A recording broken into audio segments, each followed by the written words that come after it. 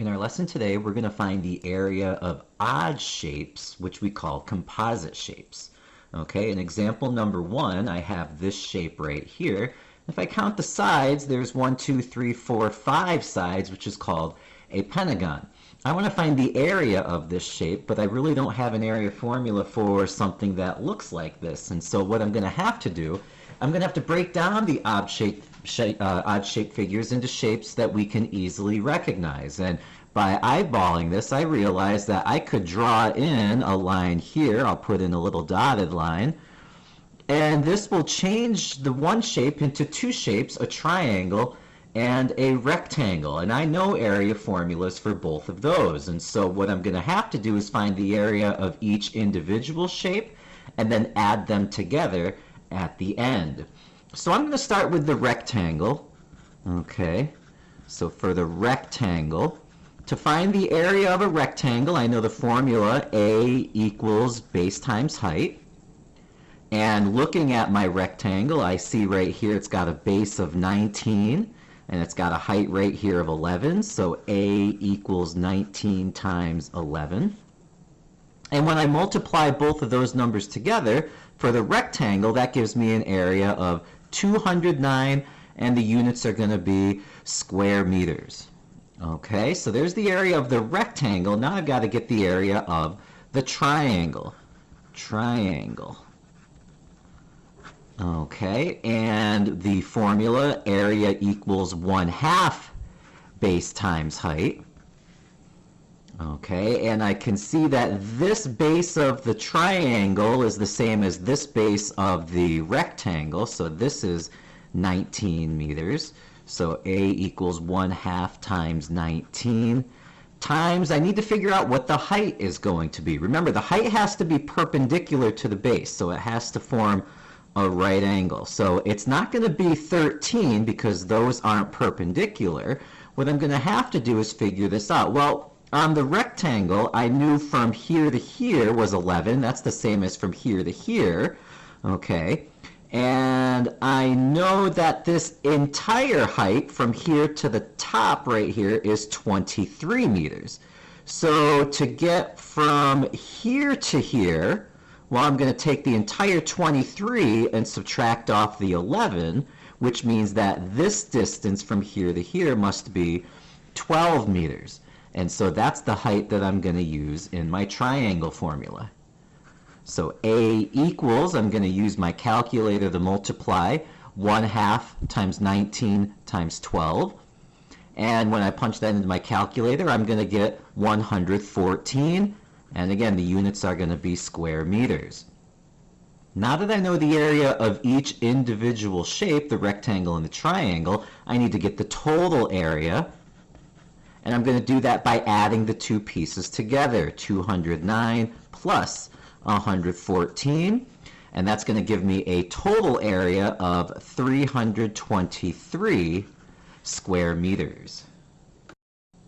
In example 2, they want me to find the perimeter of the figure here in question 1. Remember that to find the perimeter P equals, all you have to do is add up the sides of the shape. Okay, perimeter is the measure of the distance around a figure, and so I'm going to just take all the values going around the shape and add them together. So I know this piece here is 11, plus this piece here is 13, plus this piece here is 13, plus I figured out this side was also 11, plus the bottom of the shape is 19.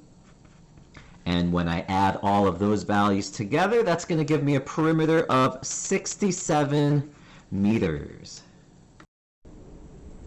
In example 4, we're told that Mr. Jones has a patio in the shape of a trapezoid. A round fountain having a circumference of 14 pi is placed in the corner. To the nearest square foot, how much of the patio's area is not taken up by the fountain? So I want to know, how much is this brick pattern that I've got here? Okay, what's the area of just where I see the little brick pattern?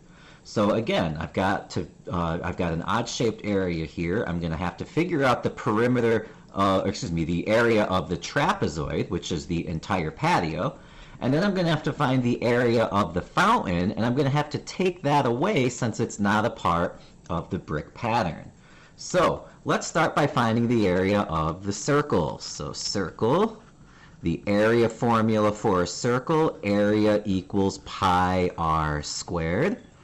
Okay, so I need to know the radius of the circle. And reading again, it says the round fountain has a circumference of 14 pi. It didn't tell me the radius, it told me the circumference. But fortunately, I know that I can get the radius if I know the circumference of the circle. So I'm going to take a pause from this formula, and I'm going to use C equals 2 pi r so that I can get the radius of the circle. Okay, they told me the circumference is 14 pi, so I'll substitute that here. 14 pi equals 2 pi r. And now I'm going to get the value of r by dividing both sides by pi first. Pi divided by pi is 1. Pi divided by pi is 1. So 14 equals 2r. And then if I divide each side by 2, I know that the radius is going to be 7. This value now I can plug into this formula to get the area. So A equals pi times 7 squared. Order of operations, 7 squared is 49, so A equals 49 times pi. And I'm going to go ahead and use my calculator to multiply 49 by pi. When I punch that in, I get 153 and 93804, and the units are square feet. Okay, now I'm going to get the area of the trapezoid.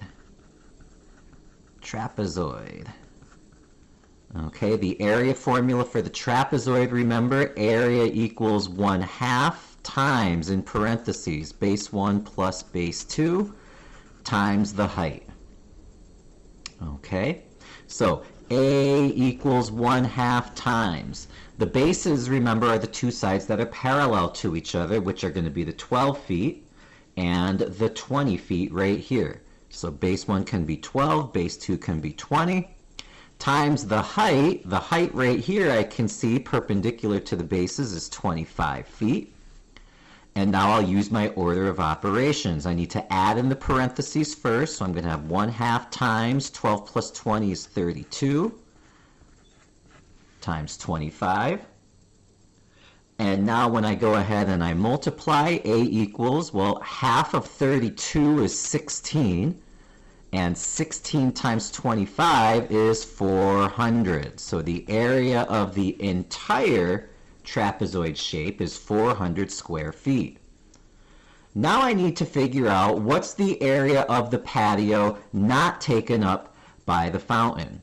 So in order to get that area, okay, so for the patio, okay, I'm going to take the entire area, which was the trapezoid, 400, and I'm going to subtract out the area of the circular fountain, which was this number up here, 153 and 93804. And when I do that, that gives me 246.06196. And then I'm going to round, it says up here, to the nearest square foot. So I'm going to say this is approximately, well, it looks like 246. That 0 doesn't round us up, so it's going to stay 246 square feet. In number 5, we're going to find the area of just the shaded region. Round your answer to the hundredths place. So this is like the one that we just did up above. The entire shape isn't shaded in. So what I'm going to have to do, I'm going to have to break this into different parts. I'm going to first find the area of the whole figure, which is this rectangular shape right here. Then I'm going to find the area of the white figure, which is the circle that I see right here. And then to get the area of just the shaded region, I'm going to have to subtract in order to do that. So let's start with the entire shape, which is a rectangle.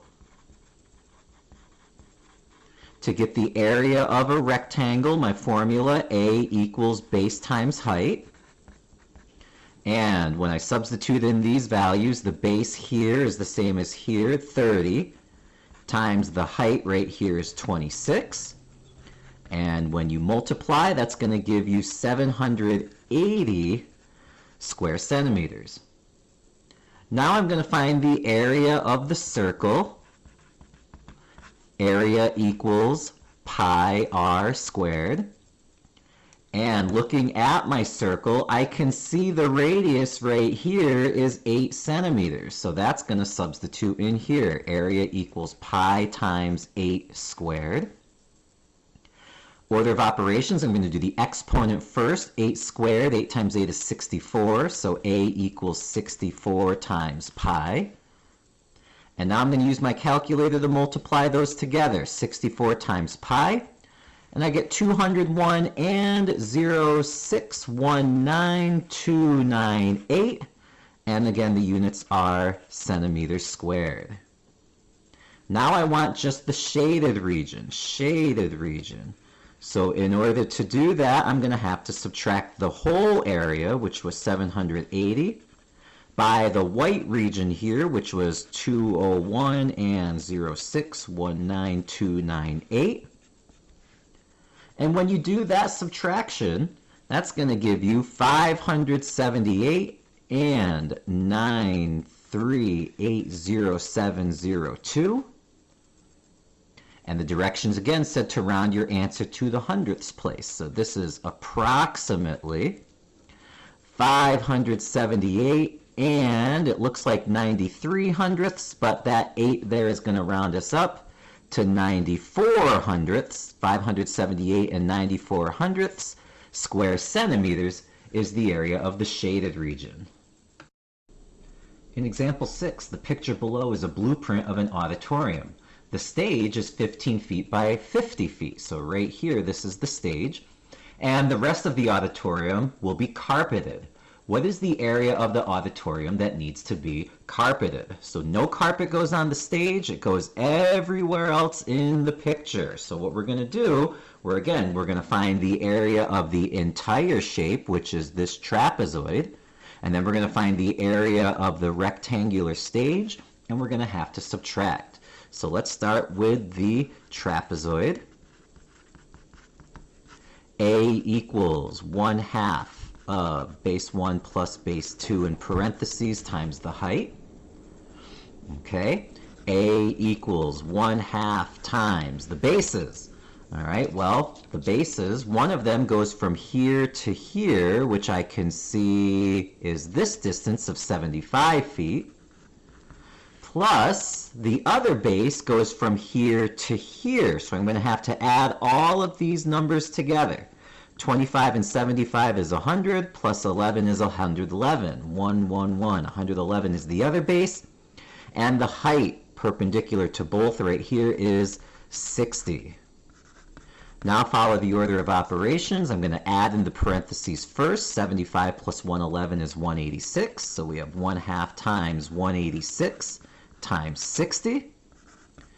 And when I multiply these three numbers together, that's going to give me a total area of 5,580 square feet. Now we're going to find the area of the stage, which is a rectangle. And for that, area equals base times height, which I can see here they told us is 15 by 50. So 15 times 50, which is going to give us an area of 750 square feet. Okay, and now for the carpeted area. Okay, so I'll put carpet. Okay, I'm going to take the total area, which was the trapezoid of 5,580. I'm going to subtract off the stage because the stage does not get carpeted. That was 750. And that's going to leave us with 4,830 square feet of carpeting that we will need for the rest of the auditorium.